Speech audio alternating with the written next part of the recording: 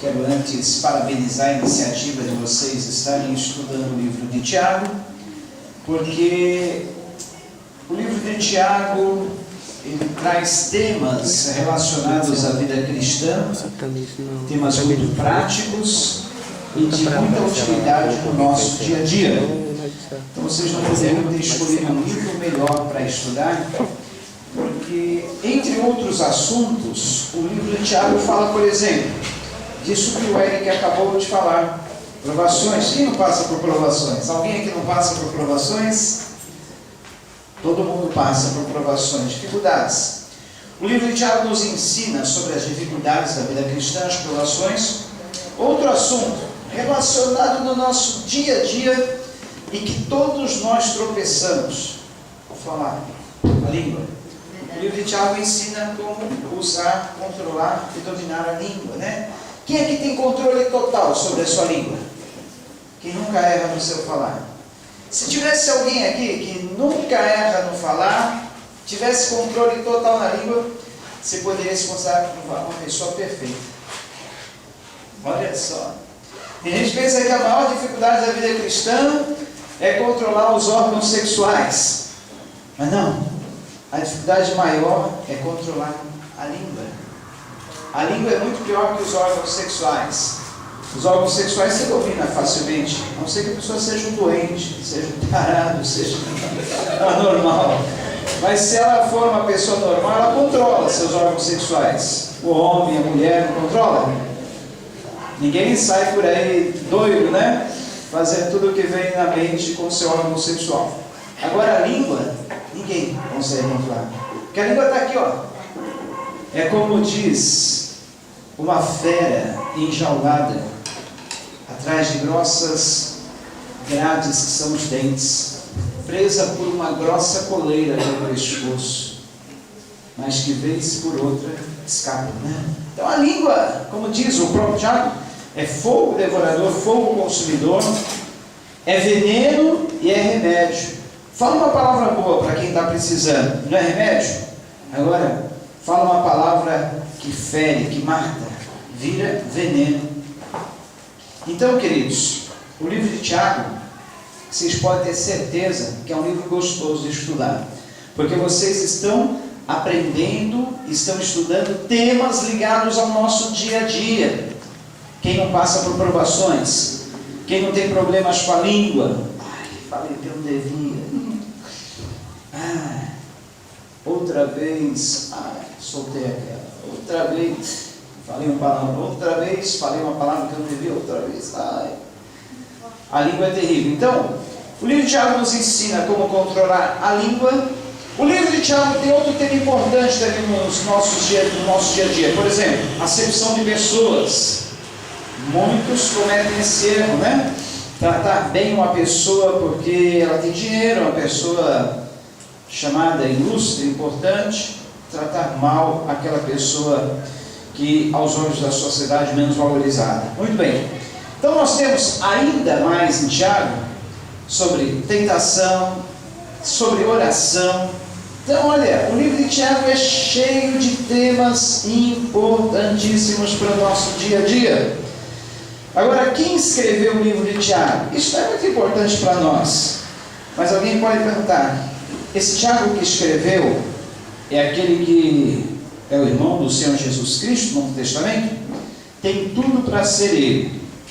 Entre os teólogos existe uma certa discussão acerca de quem escreveu o livro de Tiago. Olha, foi Tiago. Se o livro é de Tiago, a carta é de Tiago, só pode ter sido escrito por Tiago. Por que perguntar quem escreveu a carta de Tiago? É que existiam 4 Tiagos no Novo Testamento. Tiago, filho de Alfeu, Tiago, filho de Zebedeu, que era irmão de João, Tiago, pai de Judas, que é chamado último no livro de Atos, e Tiago, irmão do Senhor Jesus Cristo. Entre esses 4, 90% de chance de ser Tiago, o irmão do Senhor Jesus Cristo. Ué, Jesus Cristo tinha irmãos? Tinha, e Tiago era um deles. Daí que você pode até usar esse fato para contradizer os católicos que dizem que Maria, mãe do Senhor Jesus Cristo, permaneceu virgem mesmo após a concepção do Senhor Jesus Cristo. Mentira! Ele tinha irmãos e Tiago era um desses. Tiago, que foi morto à espada pelo rei Herodes, e que os cientistas há pouco tempo atrás encontraram uma caixa óssea com algumas inscrições gravadas nela, uma caixa de pedra, contendo os restos, alguns restos mortais, ossos do Tiago, irmão do Senhor Jesus Cristo. Há pouco tempo atrás saiu no jornal isso aí. E tudo indica aí, comprovadamente, que era o irmão do Senhor Jesus Cristo, essa caixa mortuária com alguns ossos, uns restos de ossos do Tiago. Estava escrito ali, bem na caixa feita de pedra. Então, queridos, já sabemos quem é o autor. Foi escrita no primeiro século. Para quem foi escrita? Tiago é uma carta escrita não a uma igreja específica, mas a cristãos do mundo todo e de todas as épocas. Nós temos na Bíblia, no Novo Testamento, 7 epístolas que são chamadas epístolas gerais, que não foram endereçadas a uma igreja especificamente. Por exemplo, a carta que Paulo escreveu aos Tessalonicenses foi escrita à igreja de Tessalônica, aos Filipenses, à igreja de Filipos, aos Colossenses, à igreja de Colosso. Agora, a carta de Tiago, juntamente com mais 6, é uma carta não endereçada a uma igreja específica, mas a cristãos do mundo todo, em todos os tempos e em diferentes situações. Agora, por que essa carta foi escrita? O motivo principal: provação que os irmãos, a igreja do Senhor Jesus Cristo, estava enfrentando no primeiro século. Vocês que têm acompanhado aí um estudo sobre o Apocalipse, vocês sabem que o Nero César, imperador, era terrível, mandava matar os cristãos, trucidava-os, Herodes também. E pelos irmãos, pela igreja estar passando por provações, foi escrita essa carta de Tiago para fortalecer os irmãos na fé, ensinar sobre paciência, para que os irmãos pudessem ter essa virtude, e sobre outros temas da vida cristã, como eu já falei: oração, tentação, fé e obras e o uso da língua. Então vamos lá, primeiro capítulo dessa linda carta que Tiago escreveu. Versículo 1 do capítulo 1 diz assim: Tiago, servo de Deus e do Senhor Jesus Cristo, as 12 tribos que se encontram na dispersão. Saudações. Meus irmãos, tende por motivo de toda alegria o passardes por várias provações, sabendo que a provação da vossa fé, uma vez confirmada, produz perseverança. Ora, perseverança deve ter ação completa, para que sejais perfeitos e íntegros, em nada deficientes. Se porém algum de vós necessita de sabedoria, peça a Deus, que a todos dá liberalmente e nada lhes impropera, e ser-lhe-á concedida. Peça, porém, com fé, em nada duvidando, pois o que duvida é semelhante à onda do mar, impelida e agitada pelo vento. Não suponha esse homem que alcançará do Senhor alguma coisa. Homem de ânimo dobre, constante em todos os seus caminhos. O irmão, porém, de condição humilde, glorie-se na sua dignidade, o rico na sua insignificância, porque ele passará como a flor da erva. Porque o sol se levanta com o seu ardente calor, e a erva seca, e a sua flor cai, desaparece a formosura do seu aspecto, assim também se murchará o rico em seu caminho. Bem-aventurado o homem que suporta com perseverança a provação, porque depois de ter sido aprovado, receberá a coroa da vida, a qual o Senhor prometeu aos que o amam. Ninguém ao ser tentado diga: sou tentado por Deus, porque Deus não pode ser tentado pelo mal, e Ele mesmo a ninguém tenta. Ao contrário, cada um é tentado pela sua própria cobiça, quando essa o atrai e seduz. Então a cobiça, depois de haver concebido, dá luz ao pecado, e o pecado, uma vez consumado, gera morte. Não vos enganeis, meus amados irmãos, toda boa dádiva e todo dom perfeito são lá do alto, descendo do Pai das luzes, em que não pode existir variação ou sombra de mudança. Pois segundo o seu querer, Ele nos gerou pela palavra da verdade, para que fôssemos como que primícias das suas criaturas. Sabeis essas coisas, meus amados irmãos. Todo homem seja pronto para ouvir, tardio para falar, tardio para irar-se, porque a ira do homem não produz a justiça de Deus. Portanto, despojando-vos de toda impureza e acúmulo de maldade, acolhei com mansidão a palavra em vós implantada, a qual é poderosa para salvar a vossa alma. Tornai-vos, pois, praticantes da palavra, e não somente ouvintes, enganando-vos a vós mesmos. Porque se alguém é ouvinte da palavra e não praticante, assemelha-se ao homem que contempla num espelho o seu rosto natural. Pois a si mesmo se contempla e se retira, e para logo se esquece de como era a sua aparência. Mas aquele que considera atentamente na lei perfeita, a lei da liberdade, e nela persevera, não sendo ouvinte negligente, mas operoso praticante, esse será bem-aventurado no que se realizar. Se alguém, porém, supõe ser religioso, deixando de refrear a língua, antes enganando o próprio coração, a sua religião é vã. A religião pura e sem mácula para com o nosso Deus e Pai é esta: visitar os órfãos e as viúvas nas suas tribulações, e a si mesmo se guardar incontaminado do mundo. Desde já, olha, de cara, no capítulo 1, nós temos aqui algumas orientações, algumas indicações importantíssimas para nós. Em primeiro lugar, benefício das provações. Alguém lendo essa carta aqui pode pensar, mas Tiago cara meio estranho, né? Ele fala que a gente deve ter motivo de alegria passar por várias provações. Por quê? Alguém aqui fica alegre em passar por tribulação, provação? Ninguém fica alegre, né? Mas Tiago, ele fala que é para a gente ficar alegre quando passamos por provações. Sabe por quê? Porque quanto mais provado nós formos, mais perseverança nós vamos adquirir. Por exemplo, na história nós temos exemplos de alguns homens que foram perseverantes, passaram por provações, mas foram perseverantes. Abraham Lincoln, considerado o melhor presidente que os Estados Unidos já teve, ele fracassou nas eleições para senador, deputado, presidente por 7 vezes, faliu nos negócios umas 4, 5 vezes, perdeu o noivo umas 2 vezes, ficou viúvo mais uma vez, perdeu a saúde em colapsos nervosos 2, 3 vezes. Mas no fim ele alcançou o alvo, o objetivo que ele queria, e foi um dos melhores na área dele. Por quê?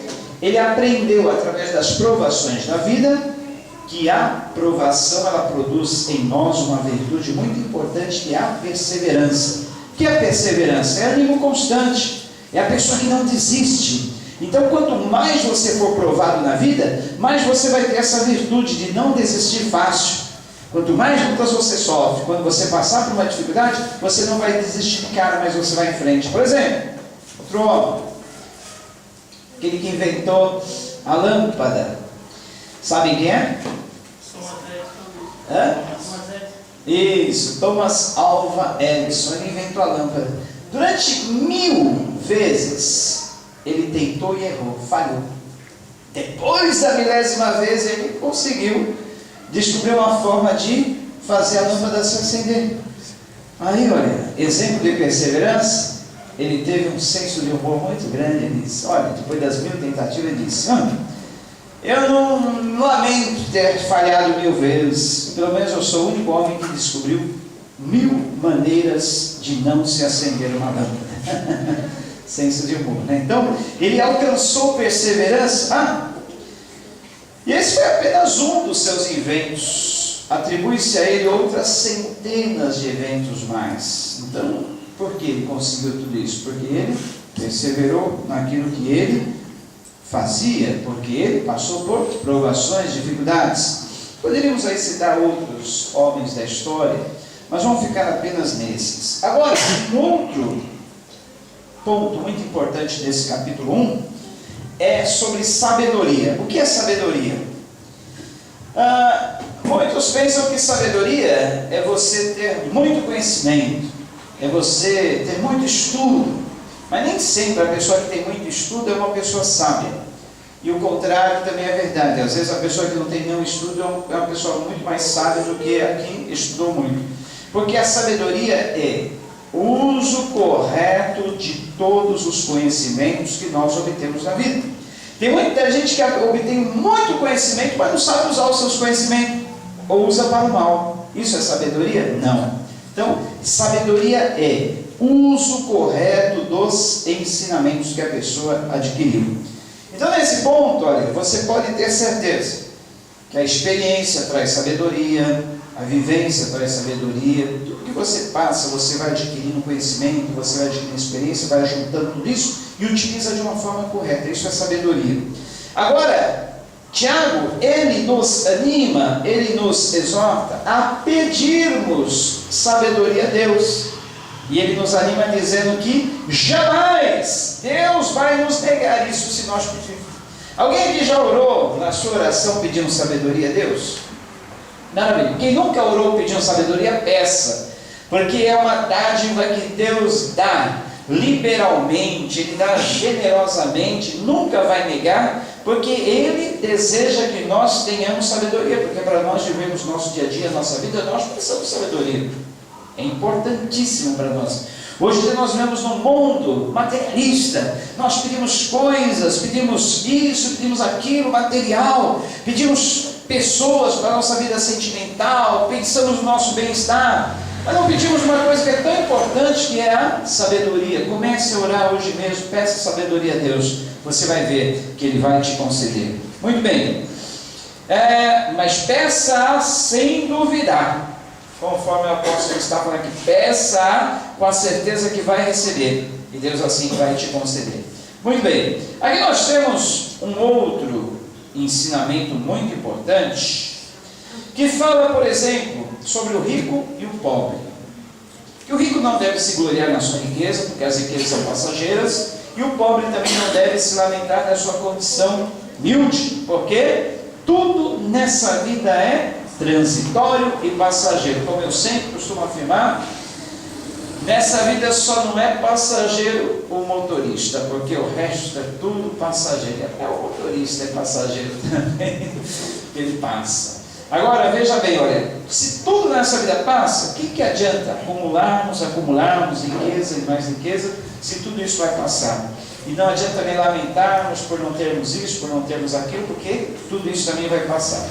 Falando agora sobre tentação, né? Diz que a cobiça é a avó da morte, porque a cobiça gera o pecado, e o pecado por sua vez gera a morte. Então, como é que nós podemos fazer para lidar com isso? Alguns dizem assim: eu estou sendo tentado por Deus. Deus está me tentando a fazer isso, Ele está me tentando a cair nisso. Não, Deus a ninguém tenta, nós mesmos somos tentados pela nossa cobiça. O que é cobiça? É simplesmente um desejo? Não. Por exemplo, existem alguns desejos que são desejos corretos, legítimos. Desejo de se alimentar, desejo de descansar, desejo de trabalhar, desejo de fazer isso, aquilo que seja correto, um desejo legítimo. Agora, existem desejos que estão além da legitimidade, estão além daquilo que nos é conveniente fazer. É isso que se dá o nome de cobiça.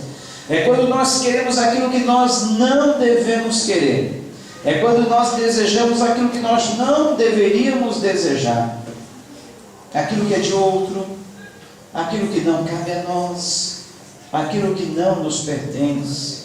Tudo isso, ou aquilo que seja contrário à palavra de Deus, que vai trazer algum dano à nossa vida, ou algum dano à vida de outro. Se eu cair nesse desejo, eu estou cobiçando. Mas se eu tiver um desejo legítimo, desejo que seja honesto, desejo que seja puro, desejo que seja de boa fama, desejo que seja correto, então eu estou certo. Agora, se eu cair no desejo que eu não devo, alguma coisa que eu não devo desejar, estou cobiçando. Então, Tiago ele fala assim: olha, suporte a provação com perseverança, e se for tentado, vença. Não diga que és tentado por Deus, porque nós somos tentados pela nossa própria cobiça. Quando a cobiça nos atrai, nos seduz, e depois de haver concebido, dá à luz o pecado, e o pecado, uma vez consumado, gera a morte, né? Aí você pode dizer: mas eu conheço tanta gente que peca e não morreu. O que está dizendo aí que o pecado gera morte? Primeiro de tudo, o que é a morte? Morte é separação. A Bíblia diz que os nossos pecados fazem separação entre nós e Deus. Por exemplo, se eu andar, uma coisa é certa, todos nós pecamos. Todos nós falhamos. Mas a diferença entre nós que nascemos de novo e quem está ainda no velho homem é que a pessoa que ainda não nasceu de novo, ela vive pecando. Agora, aquele que já nasceu de novo, ele peca acidentalmente. Então, por exemplo, eu, você, quando nós não tínhamos a Jesus, ou não tínhamos nascido de novo, pecávamos deliberadamente, por querer, por vontade própria, e não estávamos nele, não é verdade? Quem manda na minha vida sou eu, faço o que eu quiser, o que me vier à cabeça, olha, tudo o que eu querer eu faço. Não pensávamos nas consequências, se poderíamos ferir, machucar os outros, ou quebrar a nós mesmos. Agora, depois que nós nascemos de novo, não é diferente. Nós pensamos da seguinte forma: todas as coisas me são lícitas, mas nem todas as coisas me convêm.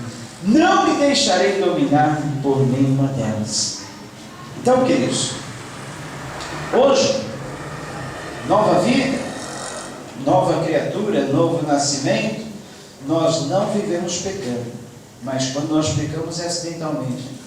Não vigiei, distraí, não tomei cuidado e tropecei. Mas o próprio apóstolo João, ele diz assim: se confessarmos, pois, os nossos pecados, Deus é fiel e justo para nos perdoar os pecados e nos purificar de toda injustiça. Muito bem. Sobre, então, os dons, a origem do bem. No versículo 17 do capítulo diz: toda boa dádiva e todo dom perfeito são lá do alto, descendo do Pai das luzes, em quem não pode existir variação ou sombra de mudança. Queridos, falando sobre dons, talentos que as pessoas recebem, às vezes você vê uma pessoa que não está no caminho de Jesus, não está seguindo a Cristo, e ela tem um dom maravilhoso, pois ela canta, ou ela toca, ou ela faz poema, ou pinta quadros, enfim, ela tem um dom, uma habilidade, um talento. Alguém pode dizer: mas foi Deus que deu esse dom para ela, ela compõe músicas maravilhosas. É um dom de Deus. Aqui diz que toda boa dádiva, todo dom perfeito são lá do alto. Satanás, ele não dá coisas boas para as pessoas. Agora tem uma coisa: aquele que tem um dom musical e toca com perfeição e canta e compõe, só que ele está lá no mundão, ele está cantando para Satanás, ele faz composições bonitas, mas ele canta para Satanás, ele canta para engrandecer o próprio homem. Esse dom veio de Deus, só que ele está usando esse dom de uma forma errada. Ele está direcionando esse dom não para o louvor a Deus, mas para outras criaturas, para outras pessoas. Todo bom dom, toda boa dádiva, todo dom perfeito, ele vem do alto. Aí quando essa pessoa se converte, ele passa a usar aquele talento natural que ele recebeu, aquele dom natural que ele recebeu, para direcionar para a forma correta, louvar, adorar a Deus, fazer o bem para as pessoas. Coisa maravilhosa, né? Então, aí se explica, não é Satanás que dá dons perfeitos ao homem, não é Satanás que dá bons talentos, vem tudo do alto, tudo do Pai das luzes. Só que enquanto a pessoa não nasce de novo, ela está usando de uma forma incorreta, ela está direcionando para outras pessoas, ou até para outros seres, ou até para o próprio inimigo. Mas quando ela se converte, ela vai direcionar isso a Deus. Muito bem. Sobre a prática da palavra de Deus, no capítulo 1 ainda falando, diz que a palavra é como um espelho, porque no espelho nós olhamos para ver se a nossa aparência, o nosso exterior está bom. Na palavra, nós olhamos a palavra, lemos a palavra para ver como está a nossa alma, como está o nosso ser, como está a nossa vida por dentro. E como um espelho fiel, ela mostra como nós estamos, como nós deveríamos estar, ou como nós não deveríamos estar. Agora, Sobre a língua, no versículo 26, Tiago ele dá um banho agora nos religiosos, porque muita gente se diz tão religioso, mas a própria religião é vã, é sem nenhuma utilidade, porque apesar de seguir seriamente um hábito, um costume, um cerimonialismo, a religião diz que é vã. É que nem aquelas pessoas de certas igrejas por aí, obriga-se a usar o cabelo lá embaixo, a saia, o vestido lá embaixo, calça nem pensar, só que a língua também do tamanho, né? Que bate lá no chão, e quando morrer, tem que usar 2 caixão, um para a pessoa e outro para a língua, que é muito grande. Então, será que vale essa religião da pessoa que observa todos esses legalismos, esses costumes, esses hábitos, que são só exterior? O interior mesmo, que a língua, o falar, o pensar, está cheio de podridão, vermes, lixo, coisa ruim. A língua, quando ela solta, é veneno puro. Então Tiago fala, não se engane, essa não é a verdadeira religião. A verdadeira religião é saber refrear a sua língua. E aqui fala sobre visitar os órfãos e as viúvas nas suas tribulações, e a si mesmo se guardar incontaminado do mundo. Religião verdadeira, então Tiago se resume em 3 pontos: pureza no falar, amor no falar, relacionamento com outras pessoas, principalmente os mais necessitados. Aqui fala de órfão e viúva, porque órfão e viúva são pessoas desamparadas. O órfão não tem pai, a viúva não tem marido. Mas também, até nisso nós devemos ser sábios. Até nisso. Por exemplo, você não vai pegar um menino de rua aí, ele se diz órfão para você, aí ele vem te pedir um dinheiro, você dá dinheiro para ele. Com certeza, virando a esquina, ele vai fazer algo que ele não deveria com aquele dinheiro.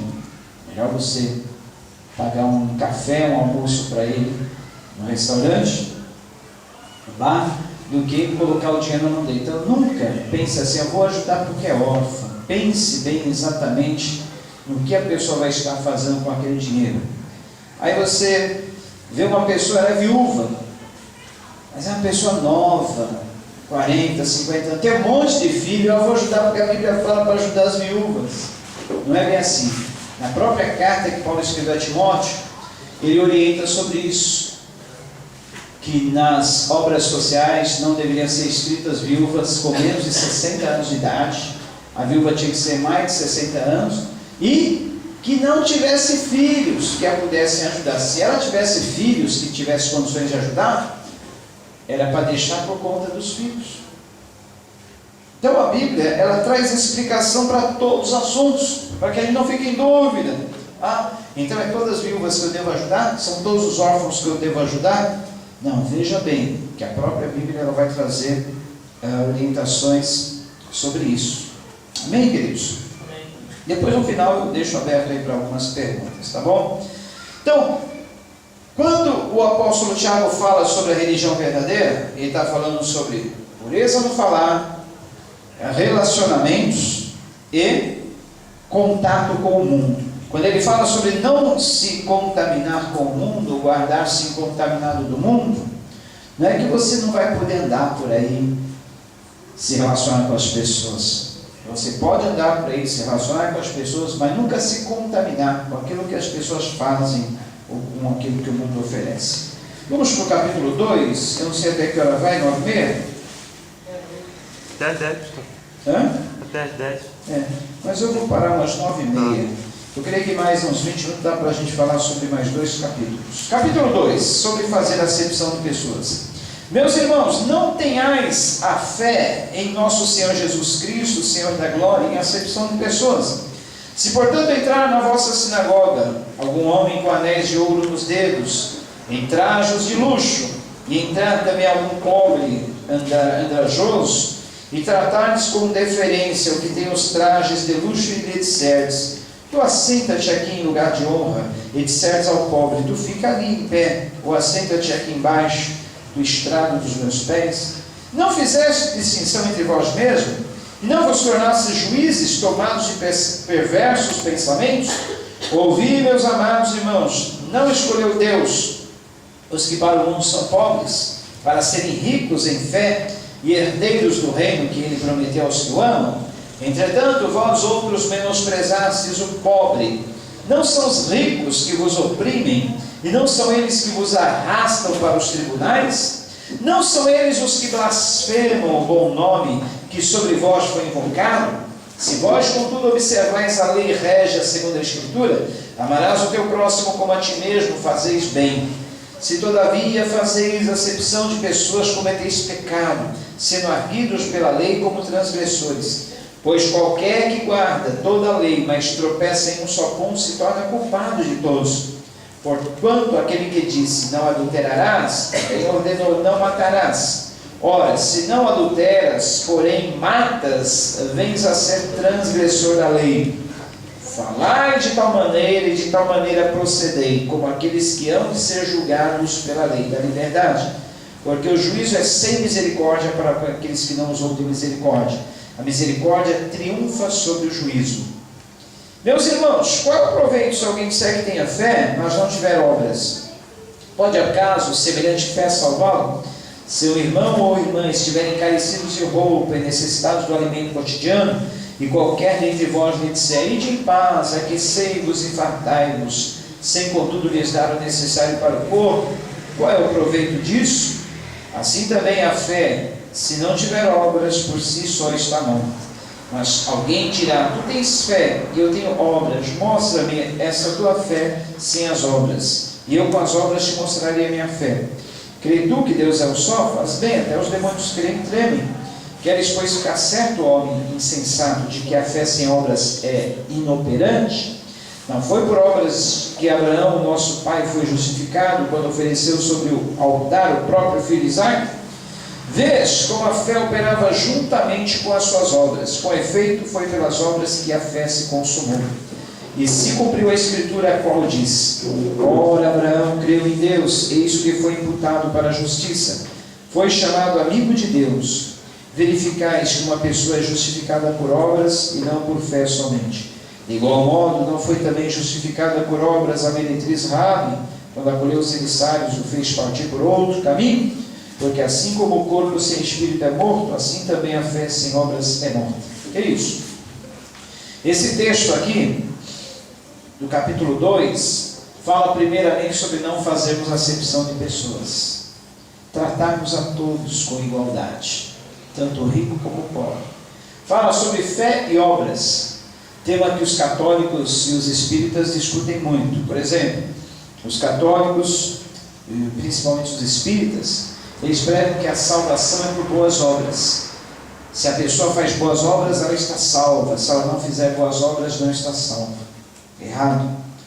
Porque a salvação é pela fé. Efésios 2, 8, 9 diz: pela graça sois salvos, mediante a fé, por meio da fé. Isso não vem de vós, não vem de obras, não vem de obras, para que ninguém se glorie. Então nós nunca podemos pegar um versículo isolado da Bíblia e construir uma doutrina em cima dele, porque aí surge uma heresia ou uma falsa doutrina. Uma verdade só é verdade absoluta quando nós comparamos com outros textos e assim fazemos essa síntese. Por exemplo, aqui está dizendo que a fé sem obras é morta. Então é por obras que nós somos salvos? Não, porque Efésios 2, 8, 9 diz que é pela graça que nós somos salvos por meio da fé e não por obras. É como é isso? Tiago está falando daquelas pessoas que dizem ter fé, mas não mostra nas suas obras no dia a dia que elas têm fé. É uma fé falsa essa. Porque quem tem a verdadeira fé em Jesus Cristo, não tem como essa fé não ser acompanhada de obras. Vai ser acompanhada de obras, mas vai ser só consequência, só fruto da fé. Por exemplo, se eu tenho a fé em Jesus Cristo, eu vou tratar bem o meu semelhante. Jamais vou ter coragem de ver alguém nu passando frio, e mandar ele embora só com a palavra: Deus te aqueça. Jamais eu vou ver alguém passando fome, pois olha, Jesus é o pão da vida, vai que Jesus te alimente, se alimenta de Jesus. Ninguém tem coragem de negar, né? Quando alguém chega no portão pedindo um prato de comida, um pão, pelo menos um pão, ainda que seja velho, você vai dar. Pelo menos um resto de comida, ainda que seja resto, você vai dar. Você não tem coragem, né? Porque esta obra acompanha a sua fé. Agora alguém diz: eu tenho fé. Eu tenho uma fé em Jesus, eu tenho uma fé em Deus, eu tenho fé para realizar grandes coisas. Mas é insensível à necessidade dos outros. Será que essa fé é verdadeira, é genuína? Não, é uma fé falsa. Se a pessoa tem a verdadeira fé em Deus, fé em Jesus, esta fé será acompanhada de obras. Vai ser acompanhada. E não são essas obras que vão salvar. A pessoa é salva porque ela tem a fé em Jesus, ela crê em Jesus. Essas obras que ela pratica é só uma consequência, é só um fruto da fé que ela tem em Jesus Cristo. Bem? Porque vocês estão dispostos, não sei se ainda estão, a distribuir seu pão, é pensando na salvação de vocês. Eu tenho que fazer isso para ser salvo, senão não sou salvo. Errado. Você não é salvo pelas boas obras, você é salvo pela fé. Agora você, até nisso a gente precisa ter sabedoria, sabe? A gente vai distribuir seu pão só para eles não morrer de fome? Não, eles não vão morrer de fome. Sempre eles têm como. Passa ali na hora do almoço, ali embaixo do fórum, que virou uma casa deles, eles estão fazendo banquete lá. Sempre tem. Nosso país, olha, é um país maravilhoso, e é um país de pessoas generosas. Eles sempre tem para eles e tem para os cachorros, que eles sempre tem 2, 3, 4 companheiros. Olha, dos mendigos aqui do Itapema, eu acho que o mais antigo, desde que eu cheguei aqui há quase 20 anos, é o Djavan, que fica ali pelas imediações ali do terminal de ônibus. Quem conhece o Djavan? Djavan, olha, há 20 anos atrás, quase 20 anos atrás, quando a gente já distribuía sopa na rua, já fiz trabalho de distribuir café com leite, o Djavan já vivia ali, deitado embaixo das marquises de ônibus, deitado na porta de lojas, deitado nas calçadas. O Djavan morreu? Não, até hoje ele está vivo. O Djavan está fortinho, o Djavan sempre tem comida. Então, queridos, quando a gente se propõe um trabalho, não é pensando que eles vão morrer de fome se a gente não fizer isso, mas é pensando somente que este ato não deve ser somente um prato de sopa ou um café com leite. Nós devemos estar indo pensando na salvação da alma deles, indo principalmente com a palavra. O prato de sopa é só uma forma de chegarmos nele, que não vai adiantar nada. Chegar lá com o prato de sopa, para você não passar fome, para você não morrer, tchau. Isso os espíritas fazem, isso os católicos fazem. E muito bem, eles fazem pensando na salvação deles, nem na salvação da pessoa, estão pensando na própria salvação deles. Tem que fazer isso para ser salvo. Agora, se nós fizermos isso da mesma forma, não vale nada. Eu tenho que ir pensando assim. E não só porque também a gente nunca deve dar o peixe, mas ensinar a pescar. É se aproximar, o prato de sopa é só para se aproximar deles. Perguntar por que eles estão naquela vida. A Bíblia, alguma coisa eles plantaram para estar colhendo isso. Porque a Bíblia diz que nunca viu um desamparado, um justo mendigar o pão, nem um justo desamparado, nem a sua descendência mendigar o pão. Então, é nos aproximarmos deles, perguntar por que eles estão naquela situação, se eles têm família, de onde eles são, se eles gostariam de sair daquela vida, porque muitos estão ali por opção. Eles querem, porque ali eles não têm horário, não precisa trabalhar, não precisa dar conta para ninguém, não precisa nada, eles são livres. Se você perguntar para a maioria deles, você quer sair dessa vida? Não, deixa do jeito que está, tá bom, eu estou vivendo a minha vida, estou livre, não devo satisfação a ninguém, não tenho que cumprir horário, não tenho que trabalhar. Alguns estão por força da circunstância, porque caíram naquela situação e não podem sair, alguns, mas a maioria não. Então, se eu for fazer esse trabalho, é somente com o intuito de me aproximar. E daí, olha, tentar fazer uma triagem, ver quem realmente está disposto a sair daquela situação, quem precisa de uma chance, e sobretudo mostrar o caminho. Olha, o caminho é por aqui, ó. Você vai aqui, você encontra Jesus, você segue a Jesus, Ele vai começar a mudar a sua vida. Se precisar, olha, de uma força, posso te encaminhar de alguma forma para um emprego, para um trabalho, e aos poucos você vai mudando de vida. Trabalho tem muito. Ensinar a pessoa a fazer uma reciclagem, pegar materiais recicláveis na rua, pegar latinha na praia. Qualquer um pode fazer isso. Não precisa estar bem vestido, não precisa ter um emprego. Trabalho tem de monte, tem de saber. Ensinar a pessoa a fazer um artesanato, com próprias latinhas de alumínio, com papel, com tanta coisa. Olha, por que você não aproveita, você está aí na rua mesmo, pega aí um reciclável, começa a fazer uns artesanatos, põe uma banquinha, vai vendendo. Hoje você ganha 5, amanhã você ganha 10. Você vai guardando, daqui a pouco você tem dinheiro para comprar uma roupa, tomar um banho. Aí você se lança, quem sabe, numa tentativa aí de conseguir um emprego. É ensinar a pessoa a pescar. Agora, se a gente simplesmente for, está aqui um pratinho, não vai valer nada. Os espíritas fazem isso, os católicos fazem, e nós vamos estar somente dando peixe, não ensinando a pescar e também não fazendo nenhum bem para a alma deles. Então Tiago, ele nos ensina todas essas coisas. Lidar com os ricos, lidar com os pobres, não fazer acepção de pessoas, ter uma fé acompanhada das obras. Isso são obras. Agora, a obra que Tiago fala aqui não é somente essas obras de caridade, são as obras de fé. Por exemplo, eu creio que Deus vai me dar um carro. Esse ano eu faço 18 anos, eu estou com 19, 20, eu creio que Deus vai me dar um carro. Aí eu fico, Deus me dá um carro, Deus me dá um... Mas você já foi tirar a carta? Você já foi fazer algo? Você está guardando dinheiro para investir no carro? Você está trabalhando, guardando dinheiro? Você está só esperando? Isso é fé sem obras. A fé genuína é acompanhada de obras. Não só obras de caridade, mas obras, ações. Aí eu creio que eu vou ter um carro, vou fazer por onde? Primeiro, tirar a carta, está preparado, habilitado. Segundo, eu sei que não vai cair do céu. Deus vai me dar um carro, mas eu vou trabalhar, vou guardar dinheiro. Eu ganho 500, eu posso guardar um terço. Passo aí com 300, guardo 150, guardo 200. Vou economizando.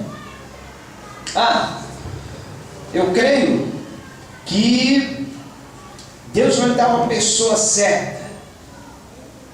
Uma pessoa que é aquele homem ou aquela mulher de Deus para me casar. Mas aí você não espera.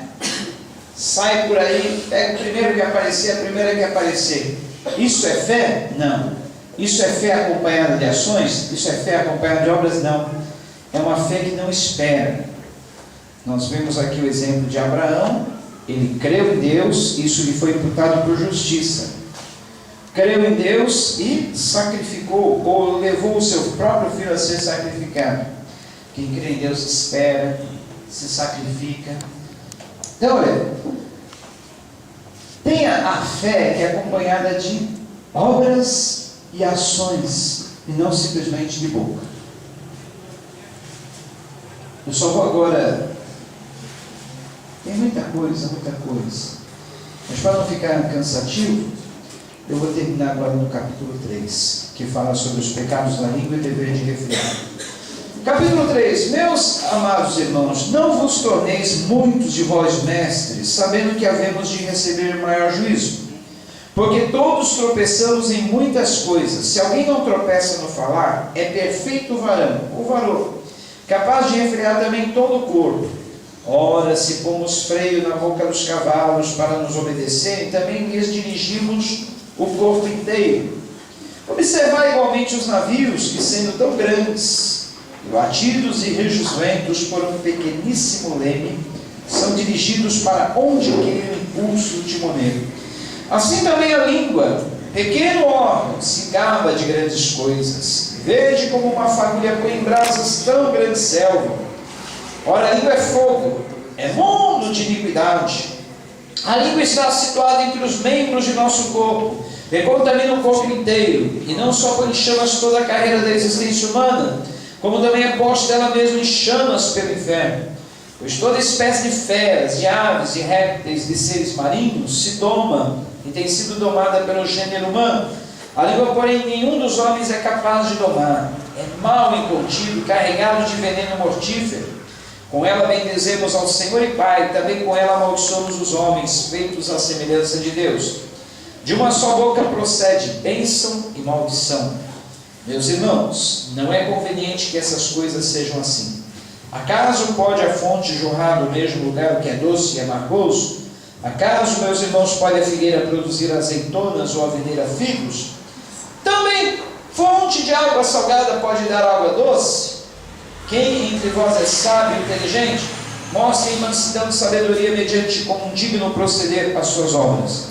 Se pelo contrário, tendes em vosso coração inveja amargurada, sentimento faccioso ou divisão, nem vos glorieis disso, nem mintais contra a verdade. Essa não é a sabedoria que desce lá do alto, antes é terrena, animal e demoníaca.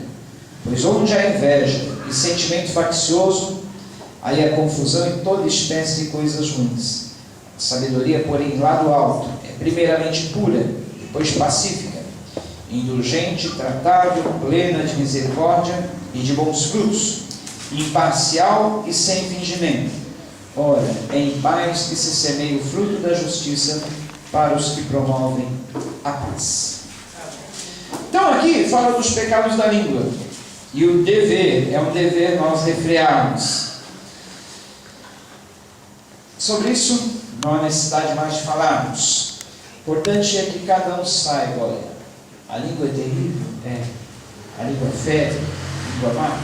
Então, já que você tem algo tão perigoso na sua boca, cuidado, fofoca, maledicência, murmuração, reclamação, palavras más, cuidado. E algo que coopera muito para nós falharmos na nossa língua são as más companhias, as más conversações. A Bíblia diz em Provérbios que as más conversações corrompem os bons costumes. Se eu andar com pessoas que falam mal, que são fofoqueiras, que falam palavras torpes, eu vou ser igualzinho a elas. Eu adquiro esse hábito, então não posso selecionar com quem eu devo andar. Porque, olha, queridos, se eu dominar a minha língua, eu domino o meu corpo todo, e eu vou ser perfeito. E nós podemos errar menos com a nossa língua. Aí, no capítulo 4, tem mais. O sábio escritor de Provérbios diz que vida e morte estão no poder da língua. Bênção e maldição. Eu sou abençoado através do que eu falo, ou eu sou amaldiçoado e amaldiçoo através do que eu falo. Então devemos tomar o máximo cuidado. Esse é um ponto na vida que nós devemos tomar muito cuidado, nossa língua. Quem já não pôs a perder relacionamentos, jogou pessoas contra pessoas, que nunca perdeu coisas na vida por causa da sua língua. Então, queridos, vigia no falar, vigia no uso da língua, porque com ela ou nós vivemos ou nós morremos, ou nós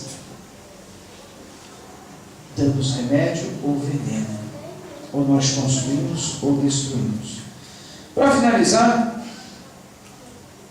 o capítulo 4 vai falar sobre as contendas, sobre brigas, né? De onde provém tudo isso? Das nossas cobiças, das nossas guerras, de tudo aquilo que nós não sabemos pedir. Vai ensinar sobre como pedir não para esbanjarmos, não para gastarmos os nossos próprios deleites, mas pedirmos coisas que sejam úteis para nós, para a obra e para as pessoas. Vai falar sobre a tentação, sujeição a Deus, resistência ao diabo. Chegarmos a Deus, Ele vai se achegar a nós. vai falar sobre a humildade que precede a honra e da soberba que precede a ruína. Vai falar sobre a maledicência que é condenada. Não devemos falar mal dos outros, não devemos julgar aos outros, porque um só é o juiz. E como foi falado antes, da mesma forma como nós julgarmos, vamos ser julgados. Nunca, olha, assim, quanto mais eu julgo as pessoas, mais eu vou ser julgado. E há um só juiz, não podemos colocar no lugar de Deus. Vai falar sobre os projetos humanos. Gente que fala: mês que vem eu vou fazer isso, mês que vem eu vou fazer aquilo, ano que vem eu vou fazer isso, ano que vem eu vou fazer aquilo. Tiago nos ensina a fazermos da forma correta. Se Deus quiser, faremos isso. Se Deus permitir, faremos isso ou aquilo. Nunca devemos fazer, vou fazer, vai ser. Não. Se Deus quiser, se Deus permitir, faremos isso ou faremos aquilo. Tá?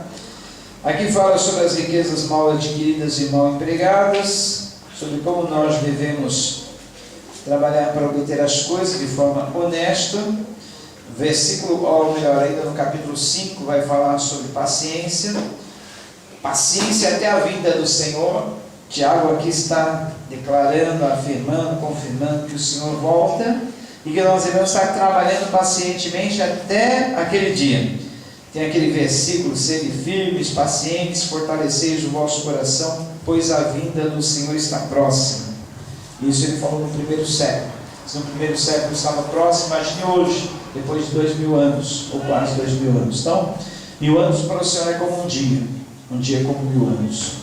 Depois nós temos sobre o exemplo de paciência de Jó, como Deus lhe concedeu aquilo que ele esperava. E por fim nós temos aqui sobre a proibição de jurar e sobre as experiências do nosso dia a dia. Por que nós não devemos jurar? Aqui está no versículo 12: acima de tudo, porém, irmãos, não jureis nem pelo céu, nem pela terra, nem por qualquer outro voto. Antes seja o vosso sim, sim, e o vosso não, não, para não cair sem juízo. Quem precisa jurar é que não tem crédito. Já viu aquela pessoa? Eu juro! De tanta pessoa mentir, de tanta pessoa prometer e não cumprir, ela tem que jurar, senão a outra pessoa não acredita. E mesmo assim, ainda fica em descrédito.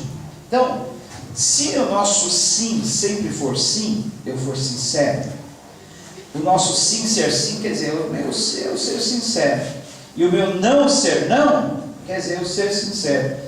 Se eu for assim, não preciso jurar, minha palavra vai ser de credibilidade. É isso e isso, acabou, não preciso jurar. Aí fala também sobre sofrimento. Está alguém entre vós sofrendo, faça oração. Está alguém alegre, cante louvores. Está alguém doente, chame os presbíteros da igreja, e esses façam oração sobre ele, ungindo com óleo, em nome do Senhor. Presbíteros aqui quer dizer liderança da igreja. Por que fala? Chame os presbíteros, ou a liderança da igreja, para que façam oração com ele, ungindo com óleo. Hoje em dia é uma superstição, misticismo em torno de um óleo. O óleo não faz milagre. Gente que compra o óleo, a gente vende óleo aí, mas é para igrejas, pastores, líderes que querem. Agora a pessoa anda com o olhinho na bolsa, achando que aquilo vai fazer milagre. Tem pessoas que vêm e pedem: pastor, dá um pouco de óleo. Eu dou, tudo bem. Mas eu explico: olha, não é o óleo que vai fazer o milagre. Não adianta você chegar na sua casa, aplicar na casa, ou aplicar no seu automóvel, na sua vida, dizer: agora eu estou abençoado. Meu Deus, isso aqui é um óleo comum, né? Você acha que nós oramos sobre ele, mas isso não quer dizer que ele vai fazer milagre. Quando o Tiago ele fala: chame os presbíteros da igreja dessa igreja para que unja, ore sobre o enfermo, ungindo com óleo. Isso aqui é só um simbolismo, está representando a ação do Espírito Santo na vida da pessoa. Um dos simbolismos do Espírito Santo é o óleo, mas é só a ação, simbolizando a ação do Espírito Santo na vida da pessoa. Não é o óleo que faz o milagre, não é o óleo que cura, não é o óleo que promove isso, aquilo. E nem a oração. É a fé, nem a fé da pessoa, é a misericórdia de Deus. Tem gente que tem a fé na própria fé. Eu creio, a minha fé não costuma falhar. Eu creio. Tem gente que tem fé na própria fé, ou na fé do outro irmão. Mas, na verdade, nada provém de nós. Se eu penso que eu vou alcançar o milagre pela minha fé, é pelo poder de Deus, é pela misericórdia de Deus. Não é nem pela minha oração. Tem gente que tem fé na oração, na própria oração. Não, eu vou orar e vai acontecer aquilo, eu vou orar e vai acontecer isso, eu vou orar e vai... Deus vai falar, não, você tem que ter fé só em Deus, não é nem na minha fé, nem na minha oração. Eu tenho que ter fé somente em Deus. Eu vou orar a Deus, Ele vai conceder, porque eu acredito nele, eu acredito no poder dele, acredito na bondade dele, acredito na misericórdia dele. Agora você dizer, eu vou orar e vai acontecer, porque eu creio, eu tenho fé. Você está tendo fé na própria fé, você está tendo fé em você mesmo. Agora, creia em Deus, acredite que Deus vai conceder pela bondade e misericórdia dele, é diferente. Muito bem. A oração da fé salvará o enfermo, o Senhor o levantará, e se houver cometido pecado, ser-lhe-ão perdoados. É a oração da fé em Deus, não da própria fé. E também, olha, queridos, aqui fala dos pecados perdoados, mas eles vão ser perdoados em virtude do arrependimento da pessoa que creu naquela oração da fé e foi contristado, foi quebrantado, foi arrependido. Muito bem. Aí fala sobre confissão. Confessai, pois, os vossos pecados uns aos outros, e orai uns pelos outros para serdes curados. Muito pode, por sua eficácia, a súplica do justo que confia e crê em Deus. Então, aqui tem um princípio muito importante na nossa vida. Nunca guarde com você os seus pecados, suas falhas, seus temores. Confesse. Aqui não fala, você pode confessar uns aos outros. Tem um irmão, uma irmã que você possa abrir, falar. Isso aí vai trazer cura para a sua alma, para a nossa alma. Vai trazer alívio, bem-estar. Você guarda as coisas consigo, isso aí vai, olha, se tornando um veneno, vai te matando aos poucos, vai te corroendo por dentro. Agora, quando se confessa, você se abre, você fala sobre a sua vida, sobre aquilo que está passando com você, isso traz cura, traz bem-estar, funciona. Então o versículo 16 vai falar, confessai, pois, os vossos pecados uns aos outros, e orai uns pelos outros para serem curados. Aí fala sobre Elias, terminando. Elias era um homem semelhante a nós, sujeito aos mesmos sentimentos, e orou para que não chovesse sobre a terra. Por 3 anos, 6 meses não choveu. E orou de novo, e o céu deu chuva, a terra fez germinar seus frutos. Olha, queridos, Tiago, ele termina o livro dele com uma chave de Deus assim: através da sua oração, da sua fé em Deus, coisas maravilhosas, milagres podem acontecer. Você pensa que os heróis do Antigo Testamento, os chamados heróis, eram homens diferentes de nós? Não, eram iguais. Elias era sujeito às mesmas paixões, os mesmos sentimentos, era gente como a gente. E através da oração dele, os céus fecharam-se e não choveu por 3 anos e meio, e ele orou de novo, e o céu jogou a chuva. Por isso, você não é diferente, é igual. E Deus pode, através da minha vida e da sua vida, também fazer coisas da mesma forma maravilhosas. Terminando. Aqui fala sobre o último versículo: sabei que aquele que converte o pecador do seu caminho errado salvará da morte, a alma dele cobrirá multidão de pecados. Converter o pecador do seu caminho errado. Não somos nós que convertemos, mas é a palavra que nós temos, a palavra que está em nós. Ela tem o poder de converter as pessoas do caminho errado e livrar da morte e até cobrir pecados. Estava mostrando para a minha esposa hoje uma cartinha que deixaram embaixo da minha porta. Logo eu saí para fora e vi aquela cartinha embrulhada no papel, bem embrulhadinho. A carta bem escrita, à mão, na folha de caderno toda enfeitadinha, florzinhas, bichinho, uma cartinha, parecia uma cartinha de namorado, namorada para o namorado. Falei, quem deixou essa carta? Aí eu fui ler, era de uma testemunha de Jeová. Escrevendo com tanto carinho, olha, eu estive aqui, não pude falar pessoalmente com o senhor, deixei essa carta. E olha, falando sobre as coisas que eles acreditam que vão acontecer, as coisas que eles creem, convidando para estar no salão do reino, qualquer dia desses, que puder, alertando sobre as coisas que estão acontecendo no mundo, dando esperança sobre o paraíso que vai ter na terra. Falei, olha, que dedicação. Não é uma carta xerocada, não é uma carta copiada, escrita à mão, um lado inteirinho da folha e outro lado a metade. Falei, olha, alguém teve essa dedicação de escrever essa cartinha. Tanto zelo, tanta boa vontade, tanta dedicação por uma causa errada, uma causa enganosa, uma causa não verdadeira. E nós que temos a verdadeira palavra, batalhamos pela verdadeira causa, será que nós temos a mesma dedicação? Nós nem para xerocarmos uma carta impressa no computador e deixar para alguém, mas essa pessoa escreveu do próprio punho. Quantas horas levou para escrever aquela cartinha e deixar aí para alguém ler? Crendo que aquelas palavras iriam produzir vida na vida de alguém, só que enganosamente.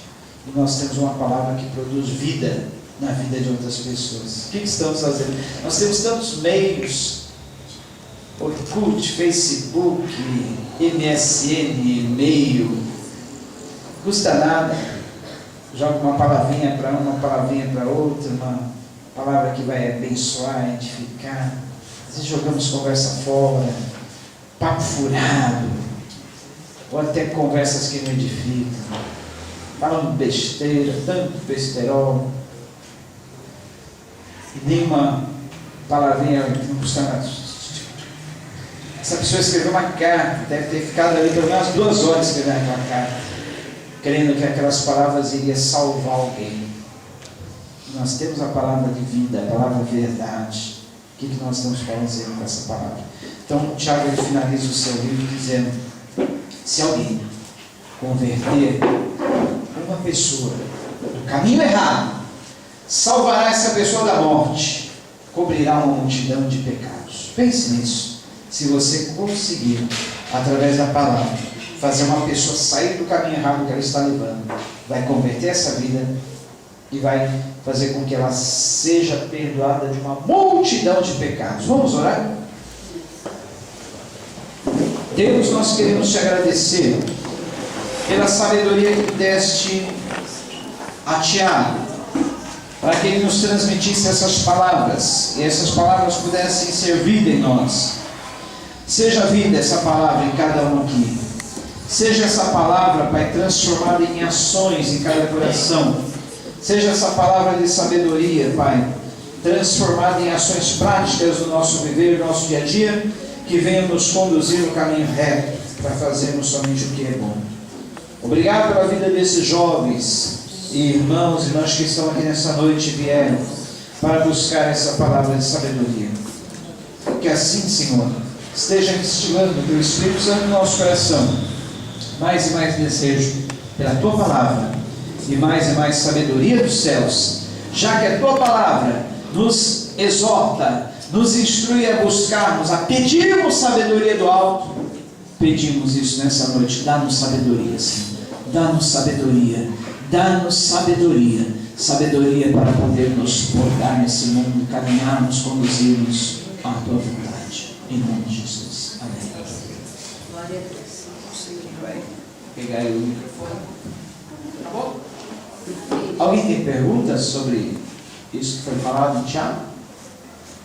Não tiver. Senão nós estamos encerrando e desejando a todos que tenham uma boa noite, um bom final de semana e bênçãos sobre a tua vida, em nome de Jesus. Amém? Amém. Nós estamos todos aqui, se Deus quiser. Grande culto será. E que Deus abençoe e guarde a cada um. Amém? Deus abençoe. Alguma coisa? Os irmãos, não se esqueçam, quem vai no dia 7 de setembro